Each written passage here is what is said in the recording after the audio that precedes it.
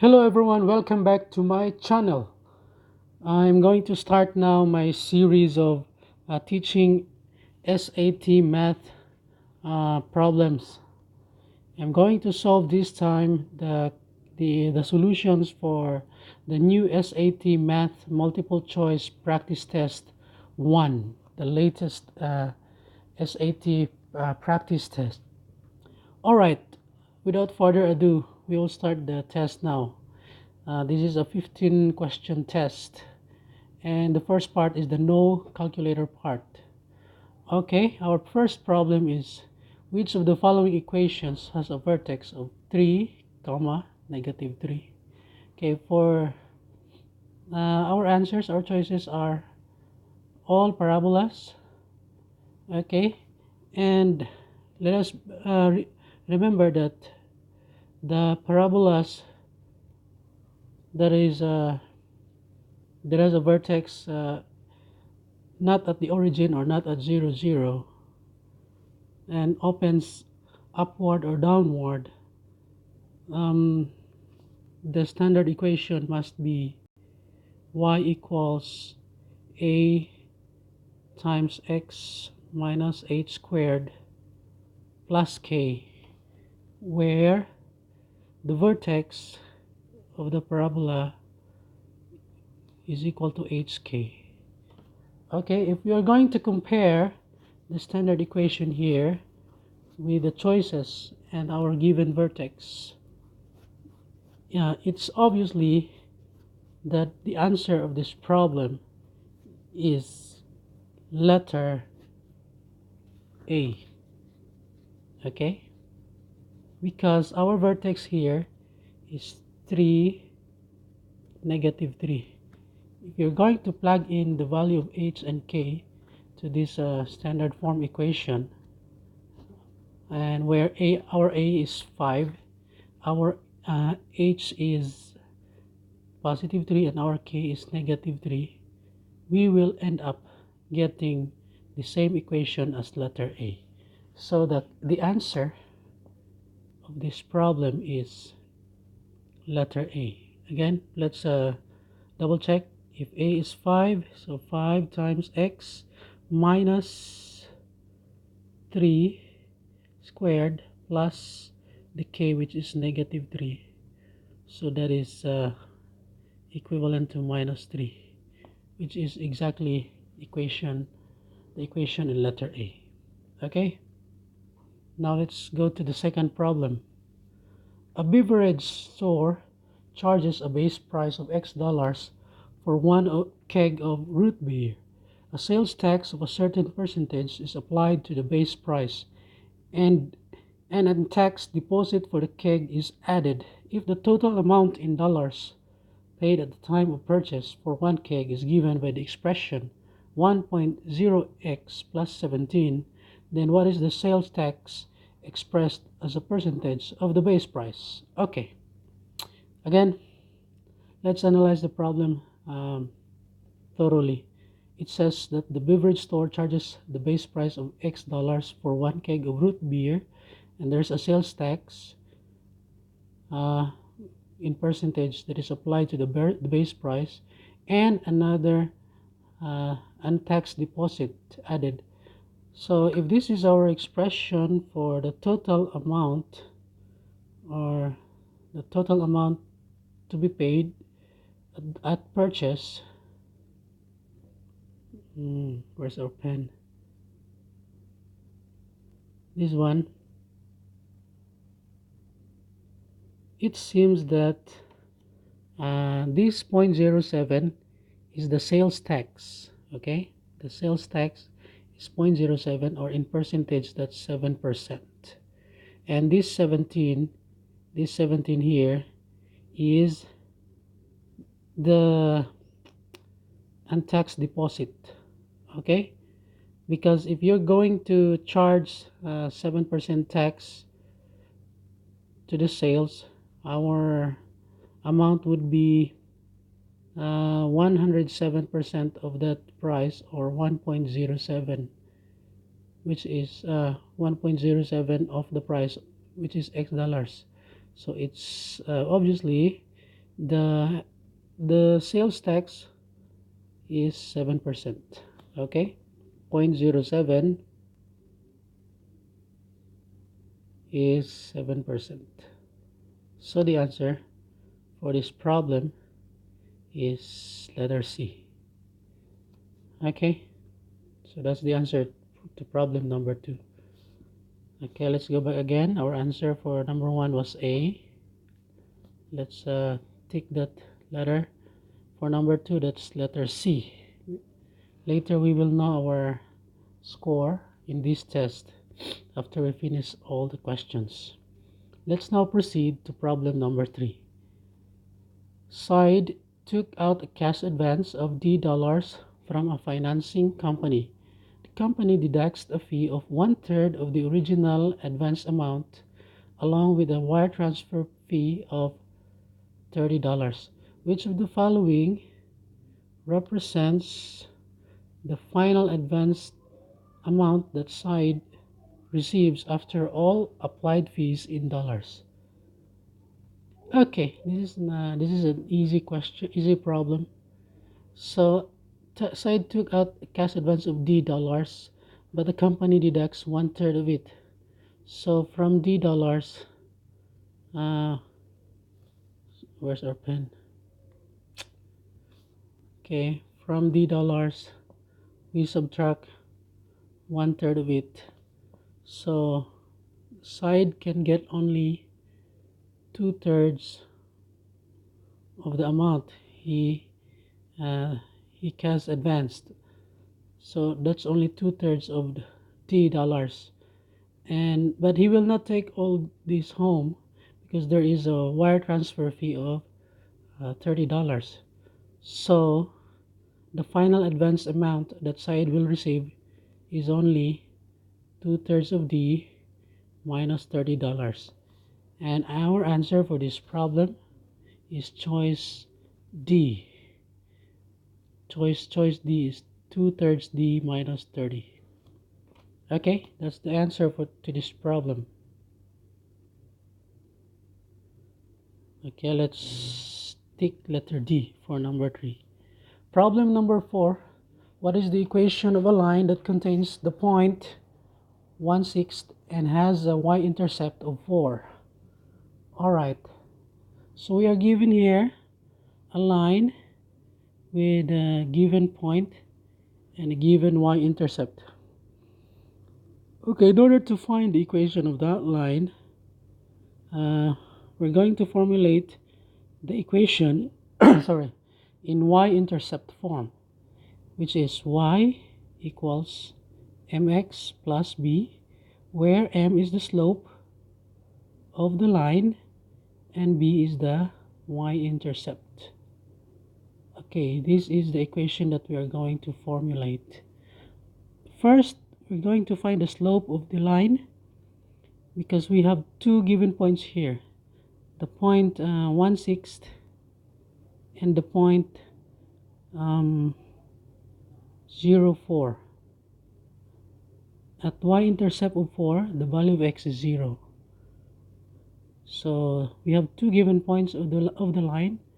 It means we can simply calculate the slope, which is we can use y sub 2 minus y sub 1 over x sub 2 minus x sub 1, or we can use, for convenience in this problem, we can use y sub 1 minus y sub 2 over x sub 1 minus x sub 2. This is our x1, y1. This is our x2, y2. Substituting the values to our equation to our formula for the slope, our y sub 1 is 6, subtract our y2, which is 4, over x1, which is 1, minus x2, which is 0, and we will get the slope of 2, because 6 minus 4 is 2, 2 divided by 1 is 2. So the slope of this line is positive 2. And remember, b is simply the y-intercept, so that's simply 4. So the equation of this line should be y equals our slope, which is 2, and then x plus our y-intercept, which is 4. So y equals 2x plus 4, and that is choice letter C. Okay, that is the answer to problem number 4. Choice letter C. Now, problem number 5. The number of bonus points B of P that a credit card holder receives is given by the function B of P equals 4P plus 7, where P represents the number of purchases made. If the number of purchases is increased by 3, by how much does the number of bonus points increase? Alright, this is a simple problem. Our equation is B of P equals 4P plus 7, where P is the number of purchases made. What if we increase the P by 3? So it means we're going to find B of P plus 3, which is, on this side will be 4 times P plus 3 plus 7. Again, what we did here is, from the original function B of P equals 4P plus 7, the problem states that if the number of purchases is increased by 3, meaning if the P is increased by 3, so we evaluate the function at B of P plus 3, meaning we substitute P with P plus 3 on the left side of this function, and we substitute also the P with P plus 3 on the right side of the function, and we will get 4P plus 12 plus 7, or equivalent to 4P plus 7, which is the original function, plus 12. So by how much does the number of bonus points increase? It's obviously 12. From 4P plus 7, it becomes 4P plus 7 plus 12, so it is increased by 12. So the answer is letter C. Okay, now let's go to the number 6 problem. Jeff tests how the total volume occupied by a fluid contained in a graduated cylinder changes when round marbles of various sizes are added. He found that the total volume occupied by the fluid V in cubic centimeters can be found using the equation below, where X equals the number of identical marbles Jeff added one at a time to the cylinder, and R is the radius of one of the marbles. Okay, let's solve this problem.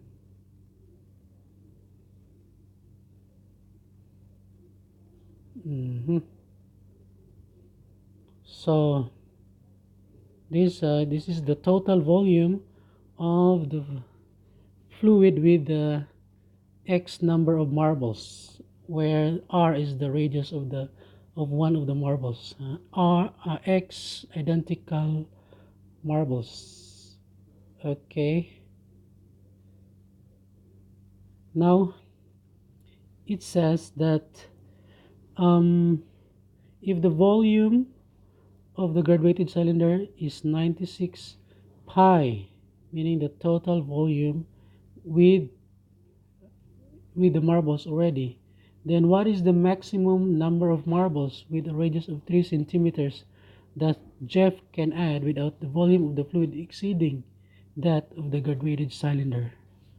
Okay, so if the volume will be 96 pi, from the original equation here, this 24 pi is the volume of the fluid alone without the marbles, and then if we added the marbles, that would be plus X marbles times the volume of one marble, which is 4 thirds pi R cubed, where R is the radius of one marble.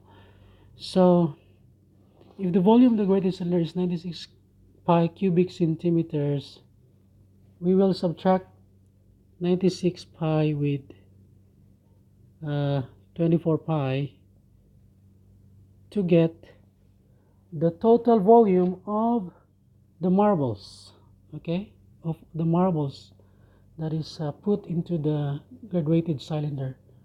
and we would get 72 pi. Okay, so the question is, what is the maximum number of marbles in order to get this volume 72 pi? So our equation will be simply 72 pi, that volume must be equal to x times 4/3 pi r cubed. If r is 3, so that would be times 3 cubed. And then we will solve for x from this equation. Okay, so both sides has a pi, so we can divide both sides by pi, so pi cancels. And then this one will be 27 divided by 3, that's 9. Okay, 9. So we are left with 72 equals x times 4 times 9, or 36. Therefore x is 2, or 72 divided by 6. So so the maximum number of marbles is only 2, so that the volume will not exceed, and the volume of the fluid and the marbles will not exceed 96 pi cubic centimeters. So the answer to this problem is letter B, 2 marbles. So letter B is our answer. Moving on to the next problem. Number 7, if B is 2 more than 1/3 of C, which of the following expresses the value of C in terms of B? Okay, if I'm going to solve this problem, I would simply translate the problem from this statement form into symbolic form. And the easiest way to do that is to translate the statement word by word or into symbols. Okay, so let's start with this statement here. If B is 2/3 is 2 more than 1/3 of C, so if B is, in mathematics, is means equals 2 more, so that is plus 2 written in the end part, 2 more, so then 1/3 of C, so plus 2 of 1/3 of C. That would be the equation. Again, let's review. B equals 2 more. You have to be careful here that 2 more means plus 2, so you should write it at the end part, plus 2 of 1/3 of C, so plus 2 of 1/3 C. And the question is, which of the following expresses the value of C in terms of B? So this is an expression of B in terms of C, but if we are going to express the value of C in terms of B, so we need to make the left side C only. So how do we do that? First, we could subtract 2 to both sides of the equation, so we will get B minus 2 equals 1/3 of C. Okay, minus 2 here, it will be 0, so this side minus 2 will be B minus 2. And then after that, we're going to multiply both sides by 3, so that this part will become C, because 1/3 times 3 will be 1 times C, so C. And then we multiply this side also by 3, so that would be 3 times B minus 2, or equivalent to C equals 3 times B minus 2, which is choice letter C. So the answer to this problem is letter C.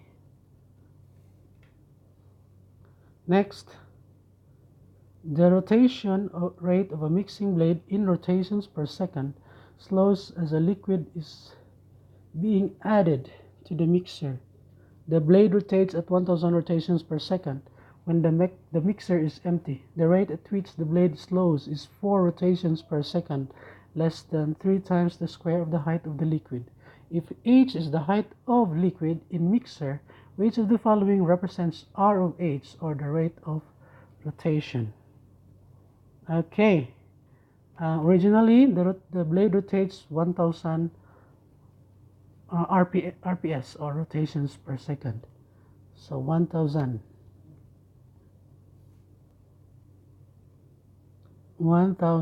RPS, rotations per second. When we that is the rate of rotation of the mixing blade without any liquid, or without anything in the mixer, without something in the mixer. So and the problem says that when you add something, especially liquid, the blade will slow down at the rate of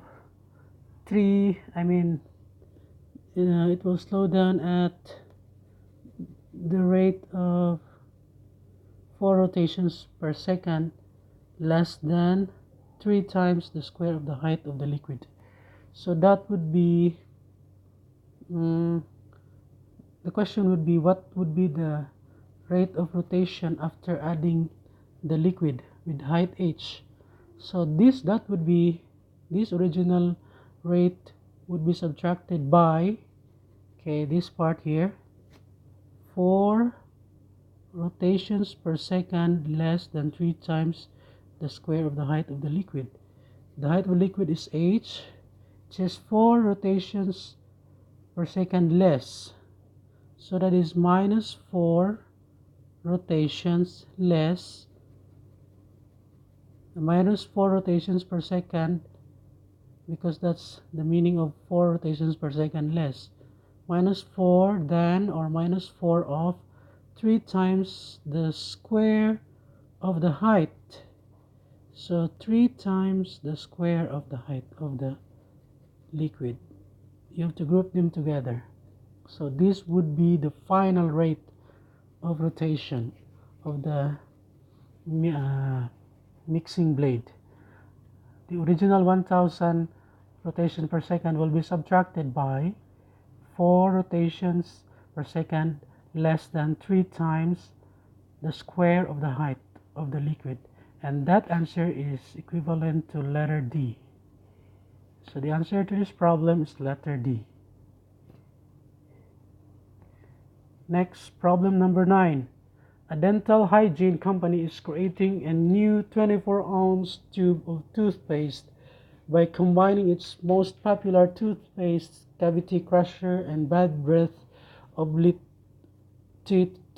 Cavity Crusher contains 0.25% of sodium fluoride as its active ingredient, and Bad Breath Obliterator contains 0.30% of triclosan as its active ingredient, for a total of 0.069 ounces of active ingredients in both toothpaste. Solving which of the following system of equations yields the number of ounces of Cavity Crusher C and the number of ounces of Bad Breath Obliterator B that are in the new toothpaste. Okay, so we're going to use the given informations. First of all, we are going to combine 2 toothpaste to make a 24-ounce toothpaste. So that would be the amount of Cavity Crusher C plus the amount of Bad Breath Obliterator B must be equal to 24. So that should be C plus B equals 24. So C plus B equals 24. So our possible answers are B, C, and D. Next, we're going to use the second given, which is the amount of active ingredient. For the Cavity Crusher, the amount of active ingredient is 0.25%. In 0.25% in decimal is 0.0025. That is the active ingredient of Cavity Crusher. And the active ingredient, the amount of the active ingredient of Bad Breath Obliterator is 0.30%, or in decimal that's 0.003. Okay, so these two are given in choice letter B. So obviously the answer for this problem is letter B, since C plus B equals 24 and 0.0025 of cavity crusher plus 0.003 of bad breath obliterator is equal to the total amount of active ingredient, which is 0.069. So the answer is letter B. Letter B. Next problem, number 10. Okay. In the equation above, what is the value of D? Okay, we can simply solve this problem by factoring all these polynomial expressions or rational expressions. First, 2d squared minus d minus 10, okay, can be factored as, this part can be factored as 2d and d, that should be 2d minus 5 and d plus 2. Okay, the factors of 2d squared minus d minus 10 is 2d minus 5 and d plus 2, because 2d times d is 2d squared, and then negative 5d plus 4d is negative d. We'll get the middle term, and negative 5 times positive 2 is negative 10. Okay, so those are the factors of the numerator, and the factors of the denominator will be d plus 5, d plus 2. Factors of that are d plus 5 and d plus 2, and that would be equal to, okay, the factors of the d squared minus 4d is d minus 1 and d minus 3,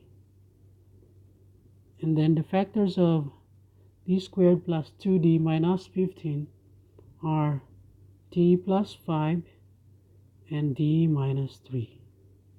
Okay, so you should review your factoring of polynomials or factoring of quadratic expressions in order to solve this kind of problem. And now we will simplify this equation.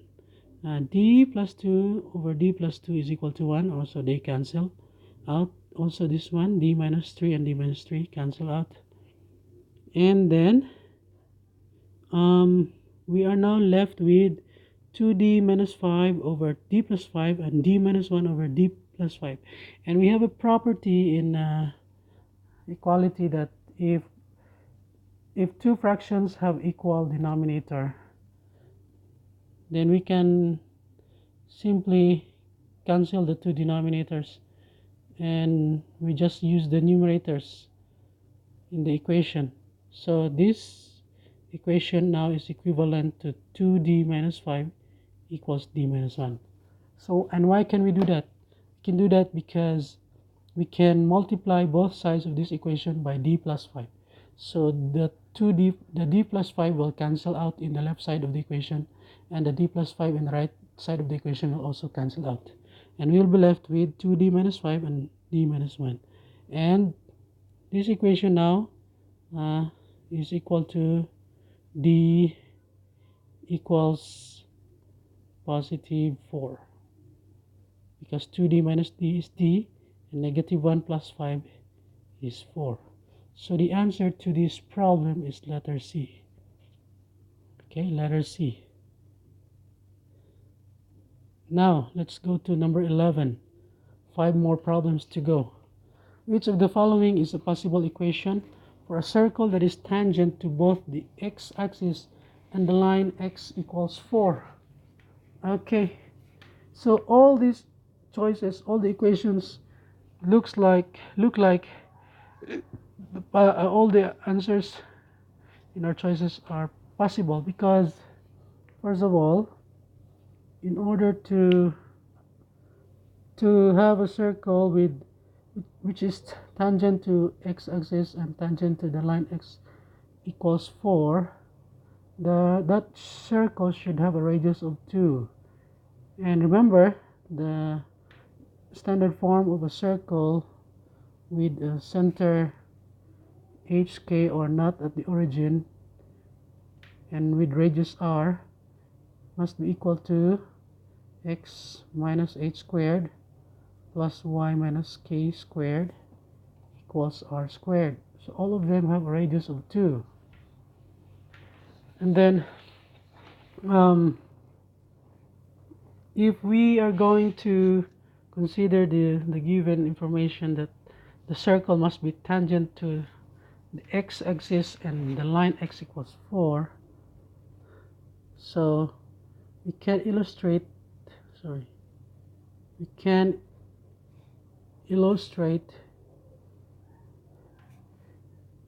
the possible circle to be either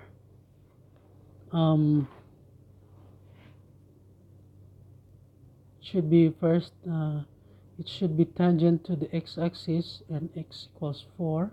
So this is 1 2 3 4. This is the line x equals 4, right? And this is the line x-axis, or this is the x-axis or the line y equals 0. Our circle must be tangent or must touch those lines at exactly one point. And all of these equations have a radius of 2. So the possibilities of our circle would be the circle somewhere here, or it could be a circle also somewhere here, or here, or here. Okay, so those are the possibilities that our circle would would be tangent to both the x-axis and the line x equals 4. And for this one here, what should be the equation of the circle here in order to be tangent to the line x equals 4 and tangent to the x-axis? And the radius must be 2. If the radius must be 2, so this must be 2 units here. So the y value for this center point will be 2. And then the x value must be, so this is 4, and then 2 units more to go into the center, that must be 6. Okay, so for this circle here, the center must be 6 too. Okay, if we are going to use this center, substitute to our equation will be x minus 6 squared plus y minus 2 squared equals the radius of 2, square of that is 4. So is there an answer that looks like this in our choices? Yes, there is. It is letter D. Since we got this already, so we don't need to check the other circles. So this is our answer already. Okay, the answer is letter D. Problem number 12. Reactant A is placed in a beaker to which reactant B will be added. Reactants A and B will not react unless B gets to a certain concentration. Once the reaction starts, both concentrations decrease until B has been consumed. Each of the following graphs showing concentration in moles as a function of time in seconds represents the reaction. So these are the choices. So reactant A is placed in a beaker. B will be added later. Reactant A and B will not react unless B gets to a certain concentration, meaning once the B goes to a certain concentration, the two will start to react, and then when they start to react, both of them will go down, meaning their graphs will go down. It looks like the answer is this graph here. Look at this graph. This graph here, letter B, choice letter B. This graph. Okay, A is constant in this part for the given time, and then B slowly increases its concentration. Once the concentration of B reaches this point, the two will react because they come close to each other, so they react, and when they react, both of them will decrease its value, so both of them will go down. The value of the molecules, the amount of the molecules will decrease, so both amount of molecules will decrease or will go down, and then until the B will be completely consumed or will be zero, will be completely gone. So this is our answer, choice letter B. Letter B. Okay, now next problem, 13. Okay, which of the following graph shows the solution to the system of inequalities above? This is our system. Number 13. The first equation is, first inequality is negative 2y is less than or equal to 8. The second inequality is y minus 3 is less than or equal to x. And the third inequality is negative 1/3 y plus 1 is more than or equal to x. So which of the following shows the graphs of the solutions of this system of inequalities? Okay, in order to draw the graph of these three inequalities, by the way, these three inequalities will have lines, linear graphs, and then the solution will be the area bounded by these three graphs with the given conditions. First of all, we can simplify the first inequality as y. When we divide both sides by negative 2, we will invert the inequality symbol into more than or equal. So when we divide negative 2 to both sides, it will be y is more than or equal to negative 4. And then the second inequality will be reduced to y is less than or equal to x plus 3. And the third inequality will be simplified into, first of all, negative 1/3 y transpose 1, so it will be x minus 1, and then it will become, when we will multiply both sides by negative 3, it will be y is less than or equal to 3 times x minus 1, or 3x minus 3. Again, since we multiply both sides of the inequality by a negative number, we change the more than or equal symbol to less than or equal. Okay, so these are three linear inequalities. For the first linear inequality, y more than or equal to 4, we can draw the linear graph of that by assuming that this is a linear equation. So y equals negative 4. So the line that represents y equals negative 4 is this line here. Okay, this line.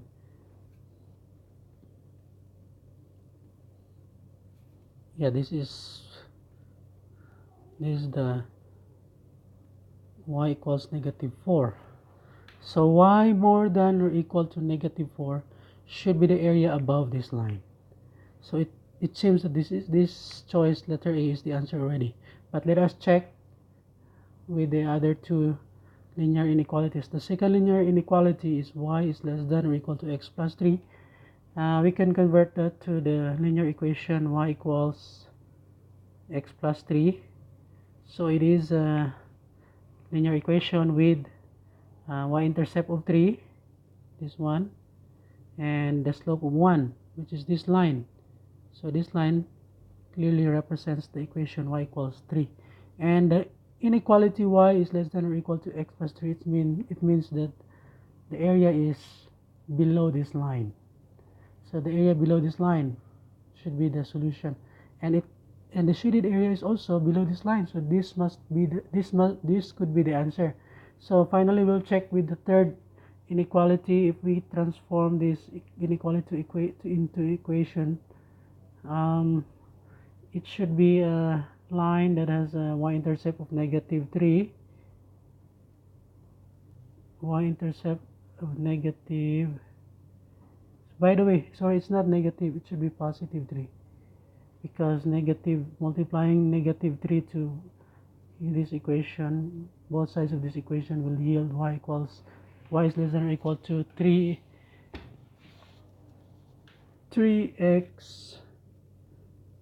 I mean -3x, sorry, should be -3x plus 3. Okay, the y-intercept is +3, and the slope is -3 or -3/1. So rise is 3 units, run 1 unit. It's a negative slope, so this should be the line. So this is the line, y equals -3x plus 3, and the inequality says that it should be less than or equal -3x plus 3. So the solution will be the area below this line, or to the left of this line, so which is exactly this graph. So this is the answer to this problem. The system of inequalities will give this answer. Okay, so the answer is letter A, because this is the first choice, A. Now let's go to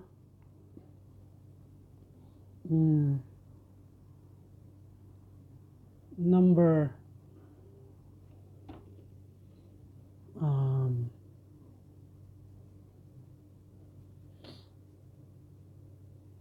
14. If the rectangle, sorry,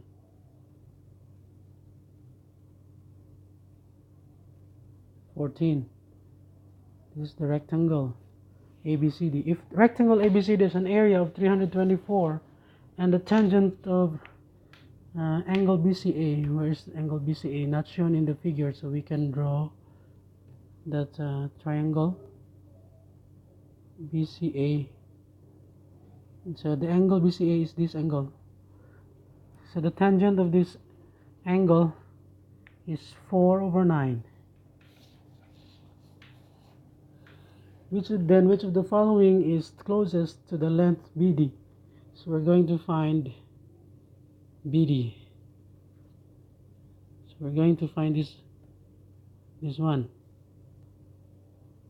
BD. That is the question mark.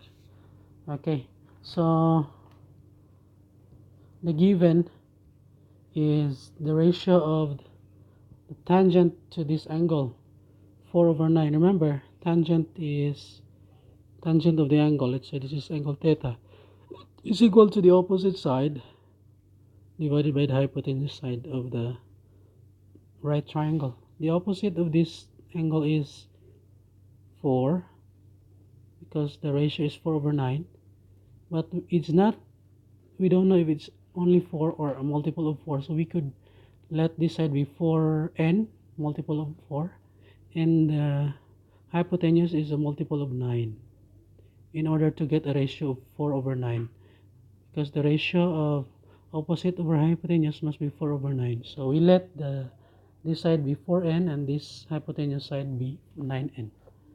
And now the area of this triangle, the rectangle, is given as 324 square units.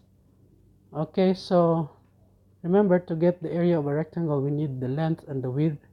So the length is not given, so we have to find the length of this rectangle. The width is given, it's 4n units. So to find the length, you can use Pythagorean Theorem. So we let the length be x. So using Pythagorean Theorem, x should be equal to the square root of 9 squared, 9n squared. So if we take only the 9, so the square root of 9 squared minus 4 squared, or 16, so that would be the square root of 65n. Okay, so this side will be square root of 65 n, and square root of 65 is about 8.06. So the length of this rectangle is 8.06 n. Okay, so with the given, we now have the length and the width, so we can use now the area, which is 324, to be equal to 4n times 8.06 n. And if we multiply this 4n and 8.06 n, we will have n squared equals 324 divided by 32.25, or 10.047, and taking the square root of that, we will have n, which is about 3.17. And now go back to the problem. What is the closest length of BD? Remember, our BD is equal to the hypotenuse 9n. So BD is equal to 9n, or 9 times our n, about 3.17, and we will get a value of about 28.53. Now, which of the following choices is closest to 28.53? The closest value is 29.5, not 27. So our answer for this problem is letter C. Okay, letter C. And finally, last problem. Which of the following is equivalent to 2m plus 6 divided by 4 times 6m minus 36 divided by 3m plus 9? Okay, so this is a simple problem. First, we just factor out 2m plus 6 into 2 times m plus 3, and factor out 6m minus 36 as 6 times m minus 6, and factor out 3m plus 9 as 3 times m plus 3, and then we cancel this 2. 6 divided by 3 is 2. 2 times 2, 4, cancel with a 4 here, so we will be left with m minus 6. So the answer is letter D, m minus 6. And now we will submit our answers for the computer to check. And here we go. Our score is perfect. Number 1, right. The result is right, all the way to number 15. So total correct answer 15 out of 15 questions, 15 problems. So thank you so much for watching. Please subscribe to be updated, and in order for you to be notified for my upcoming videos. For more SAT tutorials, please click subscribe and click the bell button. Thank you very much. Please support my channel by subscribing. See you later. Bye bye.